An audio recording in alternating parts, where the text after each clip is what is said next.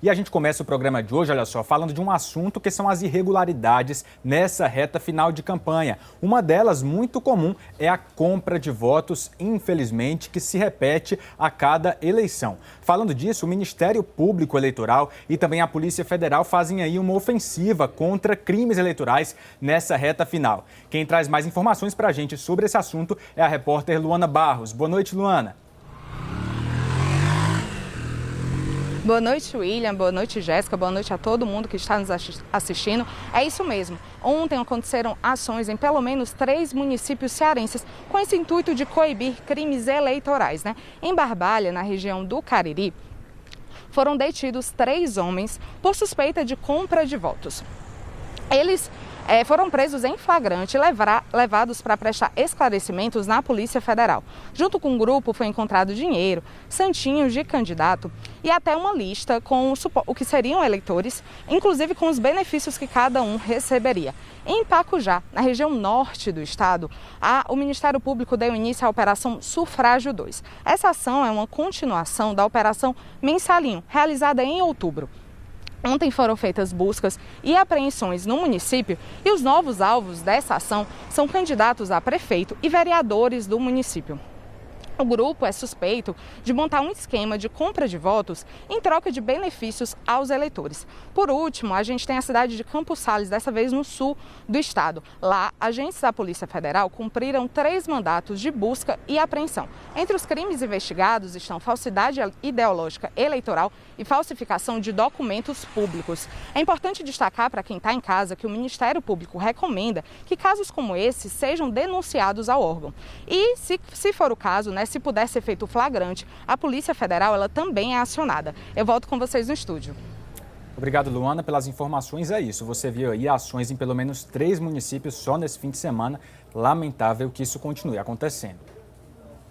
E você, eleitor, é parte fundamental no combate aos crimes eleitorais, à propaganda irregular, à tentativa de compra de votos. E a gente preparou algumas dicas sobre como denunciar no Eleitor de Olho.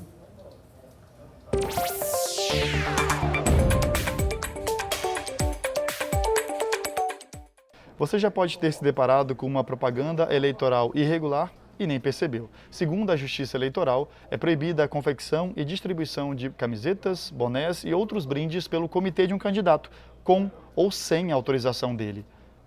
E para denunciar, o eleitor deve preencher essas informações no site do Tribunal Regional Eleitoral, no formulário com as informações da denúncia, com local e data de quando aconteceu. Outra forma de denunciar a propaganda eleitoral irregular é com o aplicativo Pardal, do Tribunal Superior Eleitoral. Com o aplicativo, que está disponível nas plataformas Android e iOS, você também pode, além da própria denúncia, acompanhar o andamento dos processos e também tem acesso a outras informações sobre o que pode e o que não pode, por exemplo, no dia das eleições. Ele está disponível nas plataformas e qualquer usuário pode ter acesso a ele. E no dia da votação, o eleitor precisa ficar ainda mais atento com o chamado crime boca de urna. O presidente da sessão eleitoral pode ser comunicado a qualquer momento sobre algum tipo de irregularidade. Além disso, a própria Polícia Militar pode ser acionada no número 190 para coibir qualquer crime.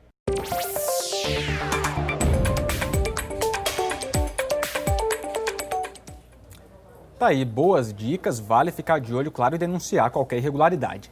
Agora, mudando de assunto, a cobertura da campanha nessa última semana aqui em Fortaleza vai ser diferente. Nós fomos até os candidatos para saber deles propostas sobre diversos temas. Cada um teve 30 segundos para apresentar propostas sobre algumas temáticas. Hoje, os mais bem posicionados na pesquisa Ibope falaram sobre emprego. Vamos conferir.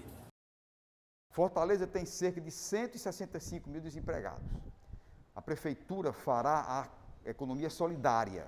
Nós faremos contratos com as associações de bairros e as cooperativas para contratar diretamente pedreiro, bombeiro hidráulico, pintor, marceneiro, para que essas pessoas possam manter os equipamentos públicos, manter mobiliário de escola, de hospital, camas, cadeiras, birôs. É uma maneira de você empregar. Eu vou criar o programa Nossas Guerreiras, onde nós vamos dar crédito de R$3.000 para mulheres chefes de família de baixa renda, que terão 6 meses de carência, 30 meses para pagar sem juros. Criar o Juventude Digital, capacitando 50 mil jovens na inovação tecnológica. e dando oportunidade de emprego. E criar o programa PROCON Limpa Nome, onde nós vamos negociar, a prefeitura vai limpar o seu nome e você vai voltar a circular a economia. A gente tem um foco muito grande em qualificar a mão de obra. Nós temos na cidade de Fortaleza, em todo o estado do Ceará, um capital intelectual gigantesco e é importante que a gente possa capacitar essa mão de obra, especialmente em relação às inovações tecnológicas. A gente quer criar um polo digital aqui na cidade de Fortaleza para que os nossos jovens possam se qualificar para entrar no mercado de trabalho, facilitar a vida de quem quer abrir uma nova empresa, garantindo que o alvará vai ser permanente, garantindo isenções fiscais no primeiro ano de existência de qualquer empresa. Vamos fazer o Bolsa Família Fortaleza, um auxílio de R$ 200 por 6 meses para aqueles que perderam o emprego durante a pandemia. Além disso, vamos investir na política de microcrédito, fazendo uma recuperação emergencial da economia para gerar emprego e gerar renda. Vamos incentivar um polo calçadista e um polo da indústria têxtil aqui em Fortaleza, que é uma vocação natural dessa cidade. Além disso, vamos isentar os alvarás para pequenos negócios, para que eles possam se recuperar. Uma das coisas mais importantes em política social é transferência de renda. Nós defendemos renda básica de cidadania com foco em mulheres jovens com filhos pequenos. Isso é importante, inclusive, para aquecer uma rede de pequenos negócios nas comunidades, através de economia solidária. Queremos também um programa de empregos verdes, empregos em energia solar, empregos em coleta seletiva de resíduos sólidos. E queremos também grandes polos de tecnologia. A principal mensagem que irei passar para você pequeno, microempreendedor, é a de que nós iremos lhe ajudar a retomar suas atividades. Nós estamos vivendo um período muito difícil, que continuará com suas dificuldades e precisaremos gerar renda, ou seja, facilitar, desburocratizar aqueles que querem trabalhar, aqueles que querem abrir o seu negócio, para que tenhamos aí, de fato, emprego para a população. É muito importante que a Prefeitura passe uma mensagem de amiga, de parceira daquele que quer empreender. Fortaleza hoje tem mais de 300 mil desempregados. E nós temos que ter um plano para vencer a pandemia e recuperar a economia. Nós temos o programa Renda Fortaleza, que nós não iremos deixar comida faltar nas mesas das famílias. E ao mesmo tempo Fortaleza Agora Vai, onde nós iremos dar uma ajuda em dinheiro para os pequenos negócios e pequenos comerciantes, para que eles possam atualizar suas folhas, pagar suas dívidas e ao mesmo tempo ter estoque para continuar respirando e sobrevivendo. E a gente já aproveita para conferir a agenda dos candidatos à Prefeitura de Fortaleza para amanhã, terça-feira. Vamos ver aqui no telão o que é que temos. O candidato Anísio Melo, do PCdoB, não divulgou a agenda. O candidato Capitão Wagner, do PROS, amanhã cedinho faz uma visita ao bairro Maraponga. Já o candidato Célio Studart, do PV, ele participa de entrevista. O candidato do Solidariedade, Heitor Ferrer, amanhã participa de forma virtual da apresentação da plataforma do idoso. O candidato Heitor Freire, do PSL, ele participa de reunião com profissionais de fisioterapia. Agora aí na tela, José Loureto, candidato do PCO, mais uma vez não divulgou a agenda. A candidata do PT, Luiziane Lins, visita equipamentos públicos da Regional 1. A candidata Paula Colares, da UP, amanhã visita o terminal do Papicu. Já o candidato Renato Roseno, do PSOL, participa de assinatura de carta compromisso com as pessoas com deficiência. E amanhã à tarde, o candidato Samuel Braga, do Patriota, faz uma visita ao centro daqui da capital. Encerrando, o candidato Sarto Nogueira, do PDT, ele participa de gravação com candidatos a vereador.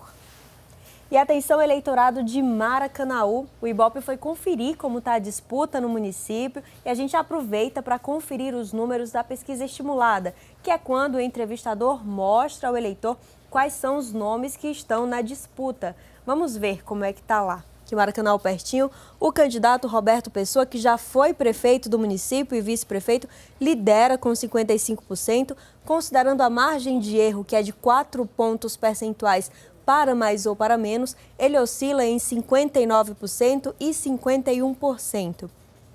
Já o candidato Julinho, do Cidadania, ele está com 24% das intenções de voto, considerando a margem de erro, oscila entre 28% e 20%. O candidato do PT, Daniel Baima, tem 4% das intenções de voto, oscilando na margem de erro entre 8% e menos de 1% dos votos. Já o candidato do PMB, professor Francisco, tem 2%, que pode oscilar entre 6% e menos de 1%, considerando a margem de erro. Já professor Carlos do PSOL chega a 1% dos votos, na margem fica entre 5% e menos de 1% dos votos. Essa pesquisa tem os números ainda de brancos e nulos, 7%, não souberam ou não responderam, são 6%.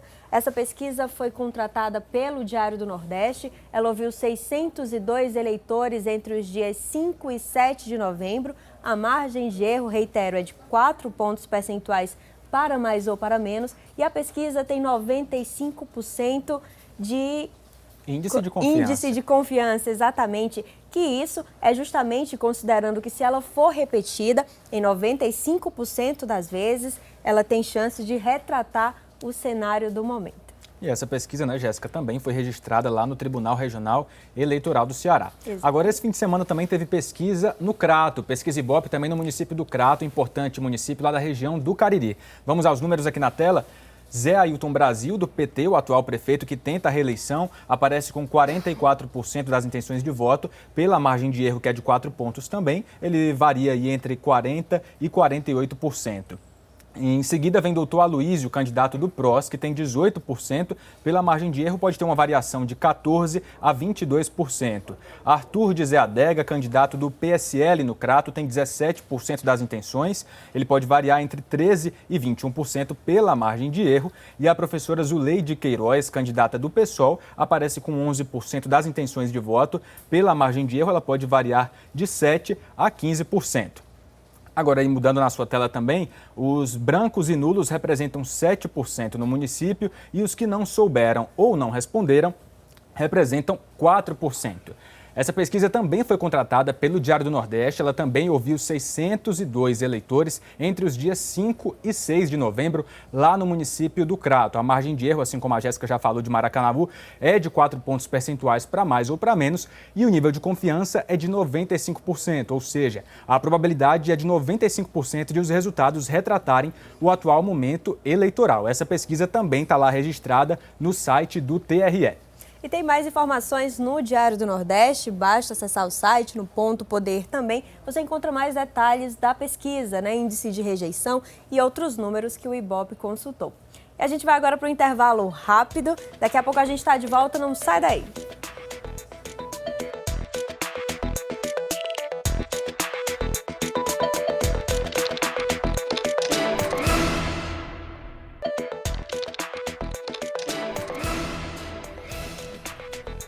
Ponto Poder Eleições está de volta, chega mais porque agora a gente sai de Fortaleza para falar das candidaturas indígenas no Ceará. Você tem ideia de quantas são? Pois é, lideranças dessas comunidades reivindicam mais participação na política para pautar demandas históricas dessa população, algumas históricas e outras bastante cotidianas. A reportagem é de Luana Barros. A Lagoa dos Tapebas nomeia uma das 17 comunidades do povo Tapeba no Ceará. São 11 mil indígenas dessa etnia enraizada no município de Caucaia, um dos 20 no estado onde ainda resistem comunidades indígenas. Nas eleições municipais, as reivindicações desses povos se somam às demandas tradicionais de saúde, educação e segurança. Não, nós queremos o direito que nós temos como munícipe, né? Porque tem muitos prefeitos que dizem que o índio é ligado à questão federal, mas o pessoal tem que entender, os prefeitos, que a federal é só a questão das terras, territorial. Mas as políticas públicas elas são implementadas dentro do município, né? E aí nós queremos ir para cima. Lideranças indígenas reconhecem que a pauta vem ganhando espaço, mas ainda há dúvidas sobre o que cabe a cada instância de poder para atender às demandas das comunidades. Os governos municipais, eles têm um entendimento, não sei se por não conhecer a legislação, ou por ignorância, ou por querer entender dessa forma, que uma terra indígena ela é da União e, portanto, o município não tem responsabilidade. Então, os governos municipais ficam devendo nesse atendimento nas diversas comunidades indígenas do nosso estado. As comunidades indígenas têm demandas urgentes para os futuros gestores municipais. Entre elas, o fortalecimento da educação indígena e maior atenção à saúde. As lideranças também cobram melhorias nas estruturas básicas, como calçamentos e, principalmente, o respeito aos territórios indígenas. É preciso que o prefeito ele olhe mais para os nossos bairros, né? principalmente para as aldeias indígenas, que nós somos munícipes também, que é justamente não deixar ninguém invadir nosso território, e esse é o primordial para nós continuar aqui na nossa luta. Os povos indígenas do estado têm um potencial bastante diferenciado, né? Tanto a questão turística, tanto a questão do desenvolvimento agrícola, que é bastante forte, mas com pouca incidência assim, dos municípios, né? Para trabalhar junto com os povos indígenas, e também a questão cultural, né? A gente tem mestres da cultura reconhecidos pelo estado, né? O Ceará tem 35 mil indígenas, menos de 1% da população total do estado. São 15 povos originários presentes em 20 municípios, tornando o Ceará o 8º estado brasileiro com maior população indígena. Apesar disso, apenas 45 candidaturas indígenas disputam as eleições municipais deste ano, menos de 1% do total. O número de candidatos ligados ao movimento indígena é ainda menor, 10. Dentro das nossas comunidades, como a gente tem hoje, né? Essas pessoas conhecem muito bem isso, né? Então é interessante que essas pessoas possam ocupar e possam ser a nossa voz, né? Uma voz do povo tapeba, uma voz também de outros povos. E o desejo é que este olhar atento para as demandas indígenas vá além das lideranças políticas das comunidades. É preciso que o chefe do Poder Executivo Municipal olhe com os bons olhos para os povos indígenas e veja também que ali tem eleitores seus que podem estar contribuindo com o crescimento também do município e também tem muito a ensinar sobre a diversidade e a cultura desse país. E o Ponto Poder Eleições foi às ruas saber do eleitor o que você melhoraria na sua cidade. Vamos ver o que as pessoas responderam no Eleitor Quem Manda.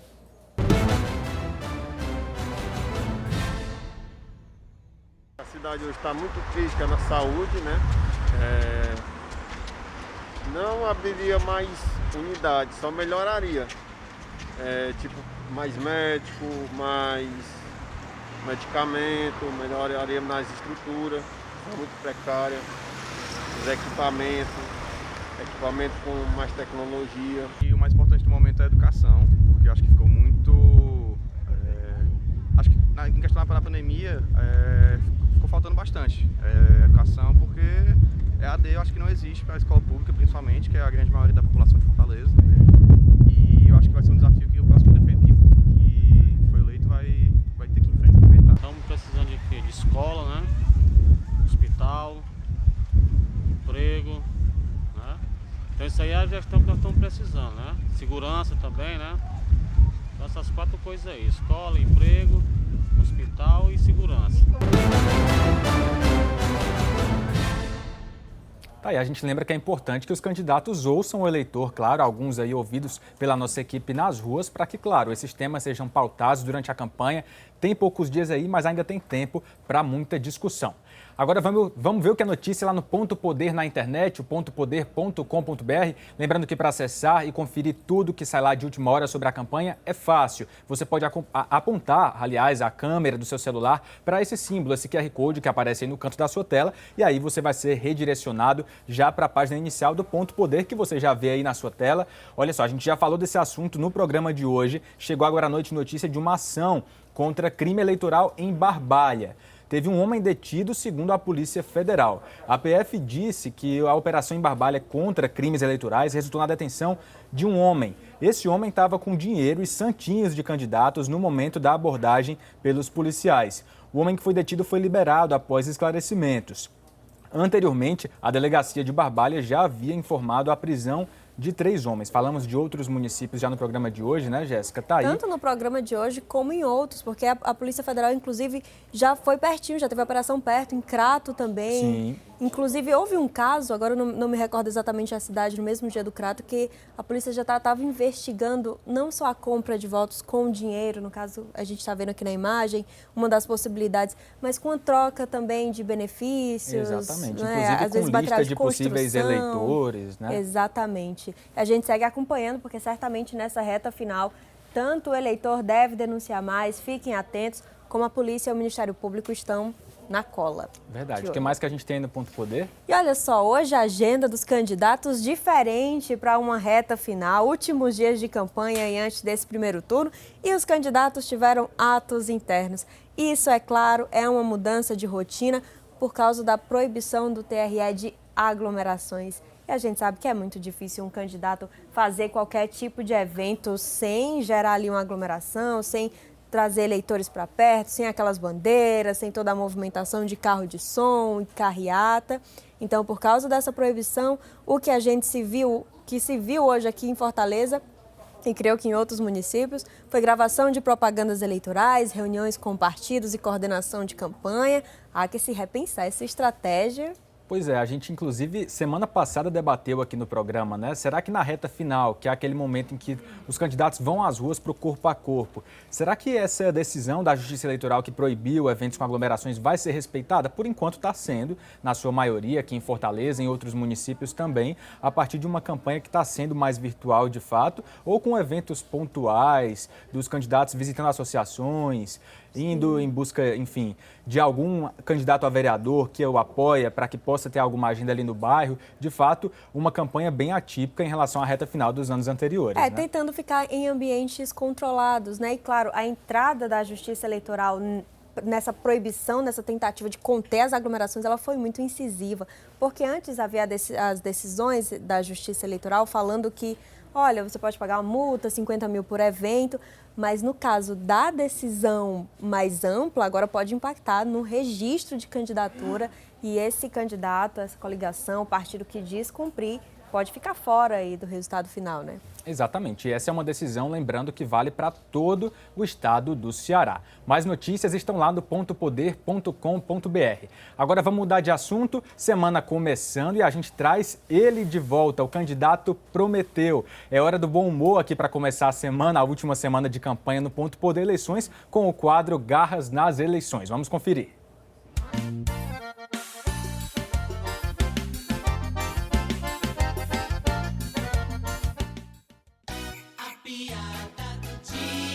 E o candidato Prometeu já começou a sua campanha para vereador. Muito bem, estamos aqui em uma comunidade carente, onde o candidato Prometeu está voltando de uma caminhada.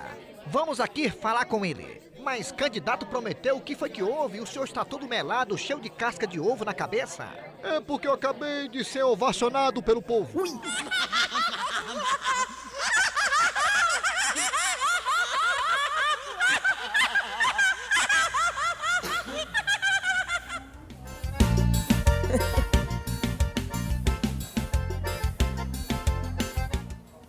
Ser ovacionado desse jeito ninguém quer, né, Prometeu?